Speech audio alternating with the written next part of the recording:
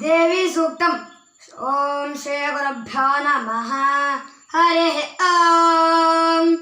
ओम देवीं वाचमजनयन्त देवाः तां विश्वरूपाः पशवो वदन्ते सा नो मन्द्रे समूर्जन्दुहाना धेनुर्वागस्मानुपसुष्टुतैतो यग्वाग्वदन्त्यविचेतनानि राष्ट्रे देवानां निशसादमन्द्रा चतस्र ऊर्जन्दुदुहे पयागुंसे क्वस्विदस्याः परमं जगाम अनन्तामन्तादधि निर्मितां महीं यस्यां देवा अददुर्भोजनानि एकाक्षरां द्विपदागुं झट्पदाञ्च वाचं देवा उपजीवन्ति विश्वे वाचं देवा उपजीवन्ति विश्वे वाचं गन्धर्वाः पशवो मनुष्याः वाचीमा विश्वा भुवनान्यर्पितां महीं